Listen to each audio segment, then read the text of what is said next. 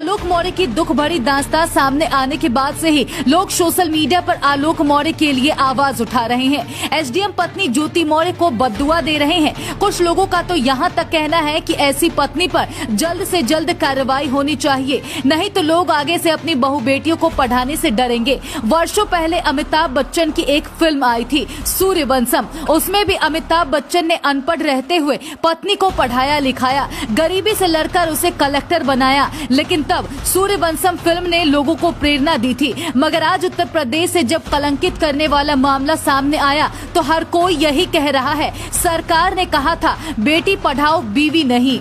ऐसा लगता है जिस एसडीएम ज्योति मौर्य का पूरा देश खिल्लियां उड़ा रहा है, उसने शर्म और हया को घोट कर पी रखा है। तभी तो अपने सारे काले करतूतों का साम्राज्य खोलने के बाद भी पति को ही भद्दी भद्दी गालियां दे रही है। ज्योति मौर्य का एक नया ऑडियो सामने आया है जिसमें वो पति को जाति सूचक शब्द कहती सुनाई पड़ रही है। यहाँ तक कि उसने बच्चों का भी सौदा कर लिया है। एक लाचार पिता अपनी बेटियों से मिलने के लिए रो रहा है, बिलख रहा है, जिस पर एसडीएम साहिबा कहती है मुझे माफ कर दो, अगर आओगे तो तुम्हें उड़ा दिया जाएगा। इधर मामले में नया मोड़ तब आया जब पति ने पत्नी और प्रेमी के व्हाट्सएप पर लिए गए घूस और अश्लील WhatsApp chat CM Yogi Adityanath को ट्रांसफर कर दिया। अब सीएम योगी एसडीएम ज्योति मौर्य के साथ साथ होमगार्ड कमांडेंट मनीष दुबे पर कार्रवाई करने की तैयारी कर रहे हैं। अगर सीएम योगी बड़ा कदम उठाते हैं तो ऐसे में दोनों की नौकरी भी जा सकती है। लेकिन जैसे ही पति ने अपनी पत्नी के काले करतूतों का कारनामा दुनिया के सामने रखा,